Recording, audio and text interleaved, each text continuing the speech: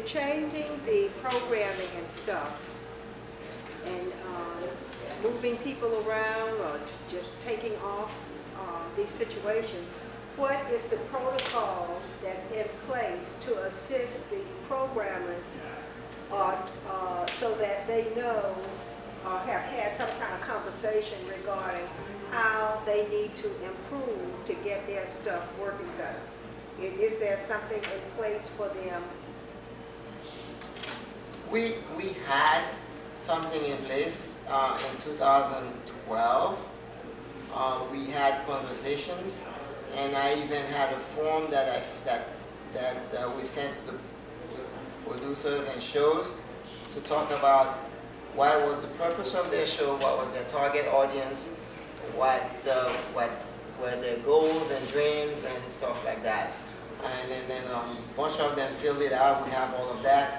And unfortunately, we've been going back and forth, different programmers, program directors, and then nothing really has been going on. So when we had Jeannie Harper, she sat with a lot of programmers, and like she's also a programmer herself, in a good relationship with them. And she expressed to me a lot of frustration that she felt that people were not really collaborating. She had a few training sessions that she opened up, nobody showed up, or very little, few people showed up. And she herself, before she was no longer at the job, was ready to start making some drastic changes. And she sent me an email with some recommendations that I'm also considering. When you do the evaluation, are programmers evaluated, which is different from what you're saying? On what basis, and how often are they evaluated? Well, they have never really been evaluated. Never. Okay. But the evaluation will be based on, number one, how much money you're raising.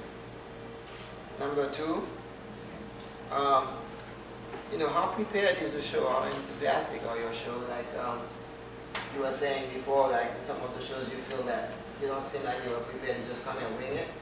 Well, you can hear it. So how prepared are you? And number three, how relevant is this to WBAI and to WBAI audience and to our mission?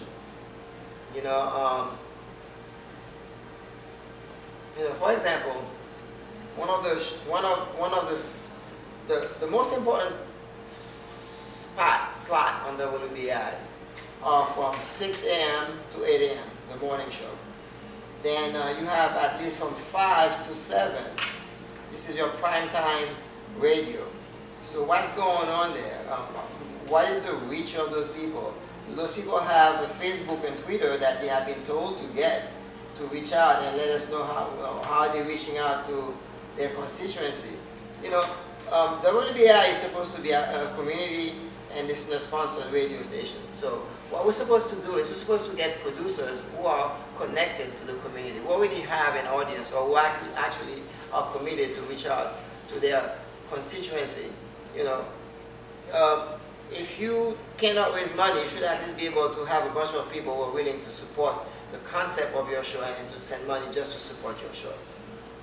So all of these things, have to be reevaluated because, at the end of the day, listen, like, if I have a great show and only 2 people are listening to it, what's the point? So what's my constituency? Like, if not, then, at least I have to show that there are people who really care about the show and they're sending $2,000 for that hour or for that 2 hours to say that they support the show. In the past we used to have a thing that we should raise about $1,500 per hour per show. And of course that went up and down depending on whether you're on prime time, 6 to 8 a.m. or at midnight or 2 o'clock in the morning, obviously. But, these things are pretty clear. Okay, now just one other thing. Some time ago we spoke about the band. Yes. And there was supposed to be some sort of message that would go out or be posted so that the public would be notified that people were no longer banned. Has that been done? I don't think it went to the public, but I think I sent it to the board. No, we did not receive such a statement. I'll send you one. I send you an email, you can send it to the board, because I don't think my email to the board goes to the board. I send it to you. That's not okay.